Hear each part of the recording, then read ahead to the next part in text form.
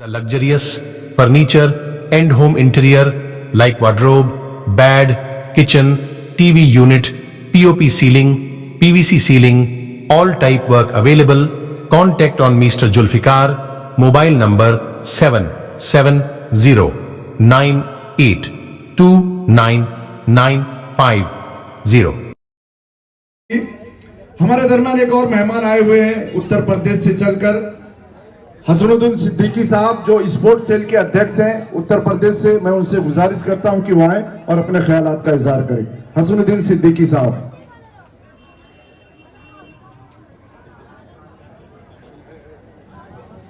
अस्सलामु अलैकुम वरहमतुल्लाहि वबरकातुहू। आज इस चुनावी सभा में वक्त की कमी है, इसलिए मैं माजरत चाहता हूं, सभी के नाम नहीं ले पा रहा हूं। आली जनाब रईस शेख साहब, संचालक महोदय और यहाँ पर डाइस पर तशरीफ फरमा हमारे सभी मुअज़्ज़िज़ हजरात और आए हुए आप सभी जिम्मेदार लोग, भिवंडी के सारे जिम्मेदार लोग जो यहाँ मौजूद हैं। मैं आप लोगों से अपनी बात की शुरुआत करना चाहूँगा और आप लोगों की इस जिंदा दिली को सैल्यूट करता हूँ।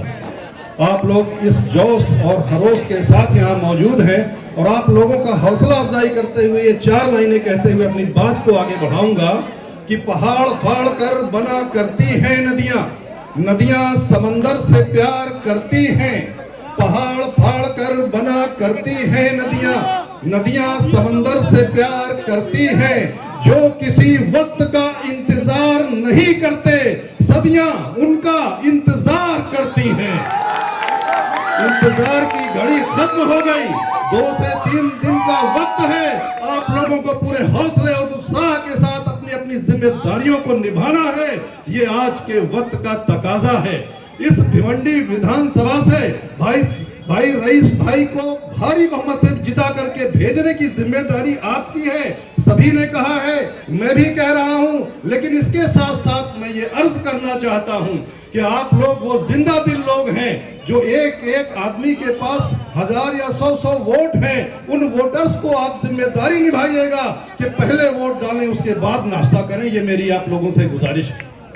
और यहाँ के जिंदा दिल शख्सियत, विकास पुरुष आली जनाब रईस शेख साहब के बारे में जो मैंने देखा और सुना है, उन्होंने बिजली, पानी, स्वास्थ्य, शिक्षा, सड़क, हर तरफ चहुंओर जो विकास किया है, इस शख्सियत के बारे में 4 लाइन कहना चाहता हूं कि तरक्की के खजानों को साथ लेके आया है। रईस भाई के लिए तरक्की के खजानों को साथ लेके आया है। विकास पुरुष बनकर वो जमाने भर में छाया है।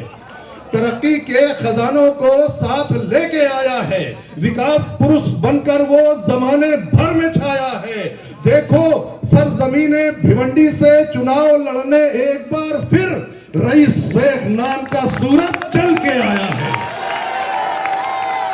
तो आप लोगों को एक लम्हा आप इनको जिताने के लिए एक कर देना है, इसकी मैं गुजारिश करने आया हूं। मैं खिलाड़ी हूं, हिंदुस्तान चैंपियन हूं, भारत में स्वर्ण पदक विजेता हूं। मैं अनुशासन और तहजीब जानता हूं। उसी तहजीब के हवाले से गुजारिश कर रहा हूं आप लोगों से।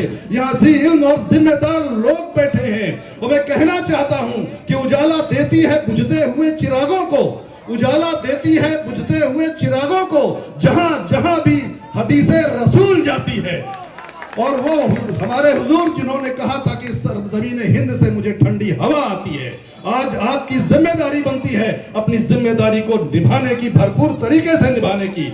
और मैं ये कहना चाहता हूं कि हम सारे इंडिया गठबंधन के जितने भी दल हैं, हमने मिल करके पीडीए का नारा दिया है। उस नारे में हर व्यक्ति, हर इंसान आ जाता है। पिछड़े, दलित, अल्पसंख्यक, महिलाएं, आधी आबादी, अगड़े पिछड़े, हिंदू, मुस्लिम, सिख, ईसाई, अल्पसंख्यक, महिलाएं, बुजुर्ग सभी इस नारे में आ जाते हैं। और हम समाजवादी लोग हैं। हम ये कहना चाहते हैं कि सरजमीन हिंदुस्तान में रहने वाला हर एक व्यक्ति, चाहे वो जिस धर्म का हो, चाहे वो जिस जाति का हो, चाहे वो जिस रंग का हो, लेकिन सबसे पहले वो हमारे लिए इंसान है, उसके बाद कोई और बात है। हम किसी भी व्यक्ति के धर्म के आधार पर उसके साथ भेदभाव नहीं होने देंगे। ये समाजवादियों का दृढ़ संकल्प है, ये इंडिया गठबंधन के लोगों का दृढ़ संकल्प है। इसीलिए पीडीए का नारा दिया गया है। भाइयों, बुजुर्गों, दोस्तों, नेताजी मुलायम सिंह यादव जी ने एक नारा दिया था, दवा पढ़ाई मुफ्ती हो, रोटी कपड़ा सस्ती हो। यानी दवा और पढ़ाई जो जड़ है इस देश की नौजवानों के लिए वो फ्री में होना चाहिए, और रोटी और कपड़ा वो आसान होना चाहिए, सरल और सस्ता होना चाहिए। इसलिए मैं अर्ज, और ये नारा पीडीए के नारे को बहुत मजबूती देता है। आज वक्त नहीं है, बहुत कम वक्त बचा है, बस 5 मिनट में अपनी बात खत्म कर दूंगा। और मैं ये कहना चाहता हूं कि आज वक्त है हम सभी को एक होकर के पूरी ताकत लगा देने का। ये जो नफरत जीवी है ना, नफरत करने वाले, नफरत का पैगाम देने वाले सारे पूरे मुल्क में, मैं इनके बारे में कहना चाहता हूं कि जब जब इन्होंने नफरत का बोलबाला किया है तो समाजवादियों ने समाजवाद और इंसानियत की मोहब्बत से इनकी नफरत को पाट देने का काम किया है, हमेशा ऐसा किया है। और आज जो हालात हैं, हमारे संविधान को खतरा है। भाई हमारे बोल रहे थे, और संविधान के पहले पन्ने पर प्रस्तावना में लिखा है कि हम भारत के लोग समता, स्वतंत्रता, बंधुता एवं न्याय पर आधारित समाज एवं राष्ट्र का निर्माण करेंगे। और हर एक इंसान चाहता भी यही है कि बिजली, पानी, स्वास्थ्य, शिक्षा, सड़क, विज्ञान, अंतरिक्ष, जन सुरक्षा एवं सभी सीमाओं की सुरक्षा के लिए मजबूत से मजबूत कदम उठाए जाएं, और बदले की भावना से, गलत तरीके से की जाने वाली राजनीतिक भावना से ऊपर उठकर, बहुत ऊपर उठकर सिर्फ और सिर्फ विकास की भावना ही सर्वोपरि होना चाहिए, ऐसा हर एक आदमी चाहता है। लेकिन ये जो नफरत को बुलंदी तक पहुंचा देने वाले लोग, आज मैं कहना चाहता हूं, आम इंसान दहशत में जिंदगी जी रहा है, गरीब, मजदूर, मजलूम और किसान जान देने को मजबूर है, महिलाओं का शोषण हो रहा है, नाबालिग बच्चों के साथ बलात्कार हो रहा है, उन्हें मौत के घाट उतार दिया जा रहा है, व्यापारियों का व्यापार तबाह और बर्बाद हो गया है, खास करके कमजोर और मध्यम वर्गीय व्यापारियों का व्यापार तबाह और बर्बाद हो गया है। जीएसटी ने रही सही कसर भी पूरी कर दी है, नोटबंदी ने भी कसर पूरी कर दी है, और उसके साथ साथ जो महंगाई चरम सीमा पर है, इसके पापी, इसके गुनहगार और इसके दोषी ये वर्तमान सरकार है। अनुसूचित जाति और जनजाति के लोगों के साथ बराबर अत्याचार हो रहा है। पढ़ा लिखा बेरोजगार मारा मारा घूम रहा है, हर साल 2 करोड़ नौकरियों की उम्मीद पर, लेकिन उसे खाने को मिल रही है तो लाठियां, साथियों, खाने को मिल रही है तो लाठियां। पूरे मुल्क में सांप्रदायिकता सर चढ़ करके बोल रही है, नफरत का बोलबाला है। और मैं आगे कहना चाहूंगा, इस मुल्क में जो फर्जी काउंटर हो रहे हैं, फर्जी, ये हालात तो ऐसे हैं कि पता ही नहीं लग रहा है कि कानून व्यवस्था क्या है। बल्कि मैं यूं कहूंगा, जो हकीकत से भरपूर है कि कानून व्यवस्था ध्वस्त है। मेरे प्रदेश और देश की जनता पस्त है। कानून व्यवस्था ध्वस्त है, मेरे प्रदेश और देश की जनता पस्त है। सरकारी हर गुंडा गर्दी में मस्त है। सरकार के नेता, सांसद, मंत्री और विधायक भ्रष्टाचार की काली कमाई में व्यस्त हैं। इसीलिए कानून व्यवस्था ध्वस्त है, मेरे प्रदेश और देश की जनता पस्त है। मेरे प्रदेश और देश की जनता पस्त है। और अब वक्त बहुत हो चुका, मैं ये कहना चाहता हूं कि हम समाजवादी लोग, हम इंडिया गठबंधन के लोग, ये जो गंदी राजनीति फैलाने वाले लोग हैं, आवाज़ें बुलंद कह देना चाहता हूं कि हम सभी मिल करके आपसी भाईचारा के लिए, देश के सामाजिक एकता और अखंडता के लिए, संविधान के सम्मान के लिए, हर एक व्यक्ति के अधिकार और उसके सम्मान के लिए सड़क से लेकर संसद तक लड़ाई लड़ने का काम करेंगे, और इन झूठे जुमलेबाजों को कतई कामयाब नहीं होने देंगे, कतई कामयाब नहीं होने देंगे। आखिर में फिर एक अपील करते हुए, वक्त की कमी को देखते हुए अपनी बात को खत्म करना चाहूंगा।